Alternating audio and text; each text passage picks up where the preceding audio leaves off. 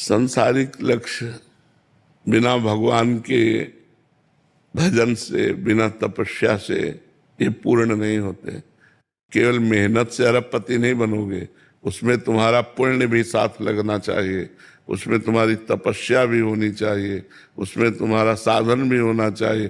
केवल आधुनिक साधन से तुम नहीं, जो आज बने हैं इनके पूर्व के पुण्य लगे हैं, जहाँ पुण्य क्षीण हो गए तो धराशायी हो जाएंगे, ये स्थायी नहीं है। तो अगर लौकिक कोई उन्नति चाहनी है तो अनुष्ठान करो, पाठ करो, भजन करो, व्रत रहो, तीर्थयाटन करो, तो उसके फल से आपकी आधुनिक उन्नति होगी। संत सेवा करो, उसके फल से आधुनिक उन्नति होगी। अब लक्ष्य बना लिया बहुत बड़ा और इसके बाद मेहनत में असफलता मिल रही, क्योंकि आपका प्रारब्ध पाप का लग गया है। पुण्य का जब लगता है तो सफलता मिलती है, तो आप निराश हो जाएंगे, डिप्रेशन में तो पहुंच जाएंगे ही। इसीलिए हम कहते हैं नाम जप करो, खूब नाम जप करो, जो चाहोगे वो प्राप्त हो जाएगा। कोई दुर्लभ बात नहीं है, मनुष्य जीवन है। जब भगवान को हम प्राप्त कर सकते हैं तो वैभव को क्यों नहीं प्राप्त कर सकते। पर हम नाम जप करें, दान पुण्य करें, दूसरों की सेवा करें, परोपकार करें, तब हमारे अंदर वो बल आएगा कि हम आगे सफलता प्राप्त कर सकते हैं। पाप कर्म करोगे, सफलता चाहोगे तो असंभव। देखो, ऐसा कोई ना समझे, गलत अर्थ मत लीजिए। अगर गलत अर्थ लेंगे तो कोई भयभीत भी हो जाएंगे, ऐसा नहीं। मंगल भवन अमंगल हारी, भगवान की ताकत नहीं है कि वो अमंगल कर सके, क्योंकि वो मंगल भवन है। अरे वो मारेंगे तो देव दुर्लभ पद प्राप्त होता है। भगवान की ताकत नहीं किसी का मंगल कर सके। जैसे सूर्य की ताकत नहीं कि अंधेरा दिखा दे, क्योंकि जहां सूर्य रहेगा वहां अंधेरा नहीं हो सकता। ऐसे जहां भगवान का आश्रय हुआ वहां अमंगल नहीं हो सकता। तो जो भगवान ने कहा उसे समझना है। जब तक हमारी धन में प्रीति होती है, जब तक हमारी परिवार में प्रीति होती है, जब तक हमारी भोगों में रति होती है, तब तक भगवान से प्रेम नहीं होता। तो भगवान दो प्रकार से वो रति हटाते हैं। अगर विवेकवान है तो भगवान अंदर वैराग्य देकर हटा देते हैं, और अगर विवेक नहीं है तो फिर वो वस्तु ही हटा देते हैं, जिससे उसकी रति हटकर भगवान में पहुंच जाए। ये भगवान की कृपा होती है, ना कि भगवान के द्वारा किया हुआ कोई अमंगल विधान होता है। ऐसा कोई ना समझे। नहीं तो सबसे बड़े महाभक्त जिनके लिए भगवान ने कहा अहम भक्त पराधीनो असुतंत्र ई द्विज, महर्षि दुर्वासा से कहा मैं भक्त के पराधीन हूं, वो महाराज अम्बरीश। अगर भगवान सबका धन छीन लेते हैं तो चक्रवर्ती सम्राट हैं, बात बनेगी नहीं। महान भक्त हैं। अगर भगवान का ये वचन है कि मैं जिस पर कृपा करता हूं उसका धन छीन लेता हूं, तो फिर अम्बरीश जी का धन छीना क्या? चक्रवर्ती सम्राट अम्बरीश जी। भगवान प्रकट हो रहे हैं स्वयं चक्रवर्ती सम्राट महाराज दशरथ जी के यहाँ। भगवान जब कृपा किए तो सुदामा को सुदामापुरी का निर्माण कर दिया।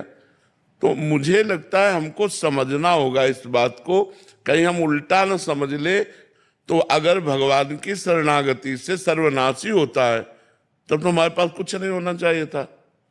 अच्छा, पूर्व पाप के प्रभाव से किडनी फेल हुई और भगवान की कृपा का बल देखो कि इस स्थिति में भी हम आपसे बात कर रहे हैं, हम आपसे बैठकर चर्चा कर रहे। क्या आप भगवान की कृपा नहीं कहोगे? तो भगवान की कृपा दुलार करती है कि पीटती है? भगवान की कृपा देती है कि लेती है? हमें इस बात पर देखो, भगवान की कृपा सजाती है या उजाड़ती है? सजाती है। हाँ, सत्य को सजाती है, असत को उजाड़ती है। जो हमारे अंदर असत भावनाएं हैं उनका सर्वनाश कर देती है भगवान की कृपा। तो ये हम ना सोचे, दो प्रकार से कृपा भगवान की तरफ ले जाती है।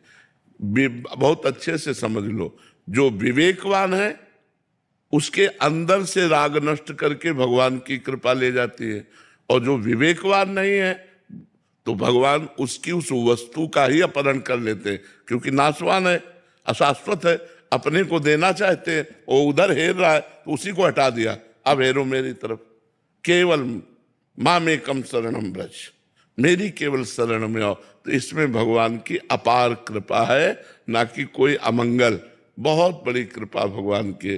अच्छा, व्यापार न चलना, परिवार के लोगों का हमसे प्यार ना करना, ये व्यवहार है पूर्व प्रारब्ध का।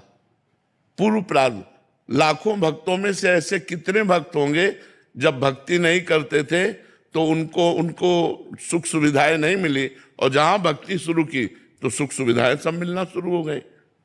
भक्तों से आप पूछिए, तो अगर कहीं हमको ये भ्रम हो कि कृपा सब सुख सुविधा का नाश कर देती है, तो ऐसा हम मानने के लिए तैयार नहीं, क्योंकि एक से एक महान भक्त जो राजऋषि हुए हैं, जो बड़े बड़े चक्रवर्ती सम्राट हुए हैं, वो भगवान के भक्त हुए हैं।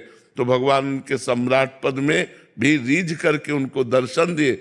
ऐसा कौन महात्मा जिसकी रक्षा के लिए सुदर्शन चक्र लगा हो, लेकिन अम्बरीश जी की सुरक्षा के लिए सुदर्शन चक्र लगा था। और अम्बरीश जी की रानियां थी, राजा थे, वो सारा वैभव था।